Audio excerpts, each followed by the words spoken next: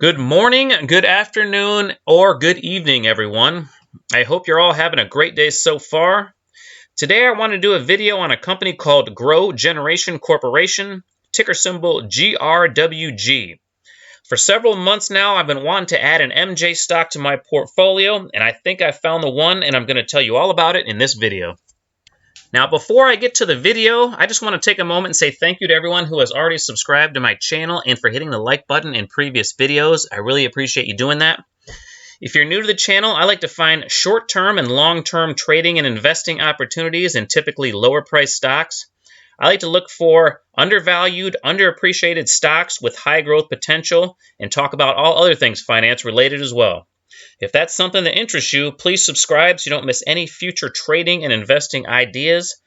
Also, I am not a financial advisor, so please do all your own research before investing in this stock. GrowGeneration Corporation was started in Pueblo, Colorado in 2014, and they are currently the largest hydroponics equipment supplier in the nation, with 28 organic garden centers across 10 states, and they plan to have 50 stores in 15 states by the end of 2021, so right now they're in hyper-growth mode. They sell thousands of products from organic nutrients, soils, advanced lighting technology to state-of-the-art hydroponic equipment used by commercial and home growers. They also sell propagation supplies, pest controls, environmental controls, and ventilation solutions. Management estimates that by the end of this year, there will be approximately 1,000 hydroponic stores operating in the United States, and this market is expected to grow at a compounded annual rate of over 30% for several years. So GrowGeneration is positioned nicely in a fast expanding market niche. And as more and more states continue to pass favorable legislation for the cannabis sector, this should only accelerate the growth for GrowGeneration. I personally think that with how much states are going to need tax revenue, especially with parts of the economy being shut down, I'm expecting more and more lawmakers to consider legalizing MJ strictly for the tax benefits. And if the federal ban ever gets removed, then the floodgates will be wide open. Now, we are in the very early stages of a multi-billion-dollar growth sector, so there is a very high future TAM, or total addressable market. GrowNation also has the advantage of being first to market in most states, and I must say I really like their company's slogan, where the pros go to grow. It kind of has a Home Depot type feel to it. Very catchy. On August 13th, GrowGeneration released earnings, and they reported record revenues of $43.5 million and adjusted EBITDA of $4.6 million for Q2. The second quarter was the company's 10th straight quarter of record revenues, and they reported a record GAAP net income of approximately $2.6 million compared to a net income of $1.1 million in the same quarter of last year. They stated, as we continue to outpace guidance, we're increasing 2020 revenue guidance to $170 to $175 million, up from $130 million, and adjusted EBITDA to $17 to $18 million.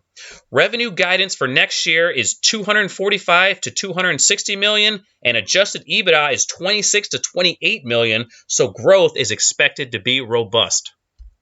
Unfortunately, it hasn't been all great news surrounding this company because short-selling firm Hindenburg Research put out a negative report on GrowGeneration stating this stock may have the brightest management red flags ever seen, and they see a 60% downside and call GRWG Stock uninvestable. Now, is it just me, or the Hindenburg's company name just a fantastic name for a short-selling firm? I mean, I think I like that even better than GrowGeneration's slogan.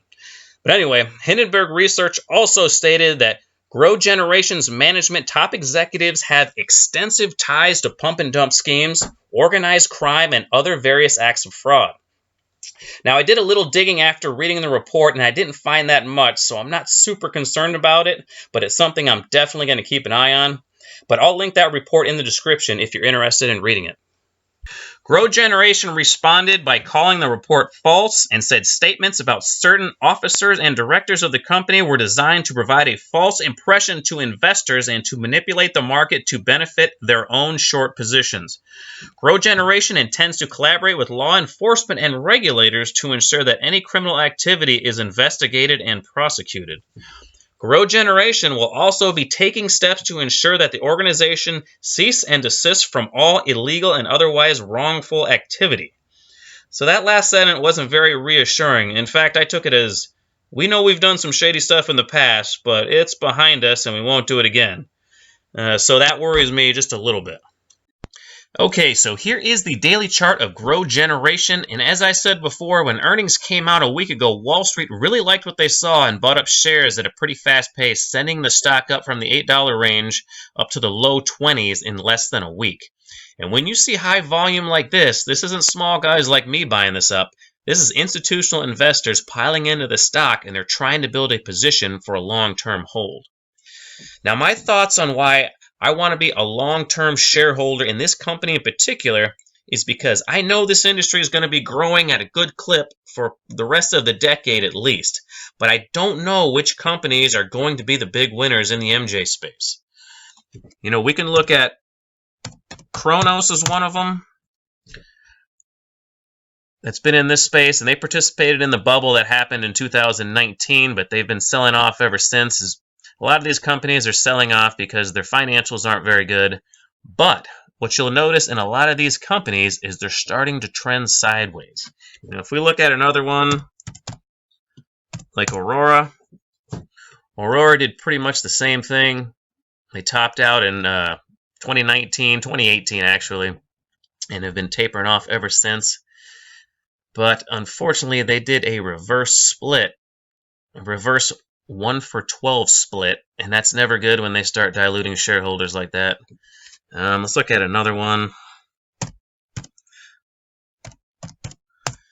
If we look at Afria, it was basically the same chart. But what you're noticing in a lot of these MJ stocks is, you know, they look like they're starting to carve out a bottom, and they're starting to go sideways. And if you had a crystal ball and you could see which one of these are going to be the big winners, now would be the time to start accumulating them. If we look at another one, let's look at Canopy Growth. It's basically the same thing. But if you have an inside track on which one of these are going to be the big winners, now is certainly the time to be accumulating them, because there's no doubt in my mind that one of these players, if they don't go bankrupt, is probably going to be a $50, $60, $70, $80 stock in the next 5 or 10 years. And if you can get in now, that is the wrong one. Here's another company called Organogram Holdings, and if I'm not mistaken, this company is in the MJ beverage business. So that's another one that, if it doesn't go bankrupt, right now at $1.28 would be a fantastic time to start accumulating it. But the financials on these are pretty bad, so it's almost a gamble at this point. But there are certainly going to be winners in this space going forward. Now, this sector kind of reminds me of the early 90s, when everyone knew the personal computer and other devices were going to be growing at a fast pace for years, and the semiconductor companies had huge opportunities in front of them to sell their microchips to the PC and device makers. But in the early stages, it wasn't clear who the big winners were going to be. You know, some went bankrupt, and some eventually got bought out by some of the bigger winners when they got large enough to swallow them up. Now, I remember names like LSI Logic, Vitesse Semiconductor, Silicon Graphics. I mean, just to name a few of them, but there were many more. But a couple of companies that did quite well during the 90s were Applied Materials and KLA-Tencor. Now, these companies didn't make the microchips, but they sold the supplies these microchip companies needed to run their businesses, so it didn't matter who eventually became the biggest winners, because these companies sold to all of them. Now, if we bring up a chart on Applied Materials, I'll show you the run that they went on in the early 1990s. I have to back it out to a weekly. All right, so let's go back to the 1990s so you can see the run that they went on.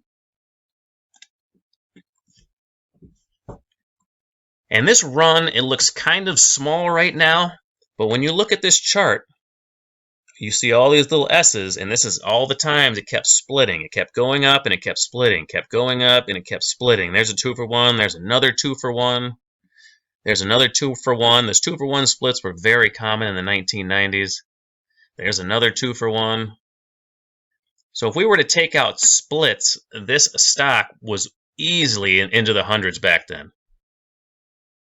But back then, you didn't have to worry about which microchip companies were going to be the biggest ones if you were just buying Applied Materials. Now let's look at the other one. Let's look at KLA 10 core. Now you can see they had a similar run.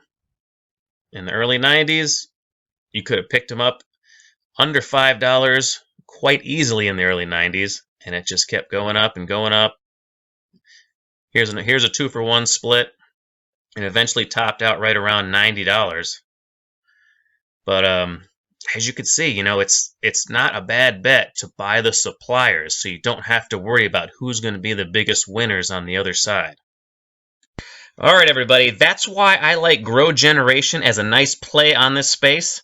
Not only will they be selling to a lot of the companies that are trying to become big players in the MJ space, but they'll also be selling equipment to the retail customer as well. My plan is to add this company to my M1 Finance account and accumulate it over time, and hopefully, if this company will continue to expand, this should be a nice long-term position for me. Now, I'm going to start out with this one around 2 to 3% of my portfolio to limit my overall risk because of some of the concerns that I mentioned earlier. Okay, folks, that's all I have for this video, so I'm going to end it right there. Please do me a favor and hit the like button and help support the channel if you enjoyed the video, and subscribe if you haven't already. Please leave me a comment if you have any other thoughts on this company, or if you have already bought some, let me know what your forecast is. I'd love to talk more about GrowGeneration. Thank you so much for watching my video, and until next time, take care, everybody.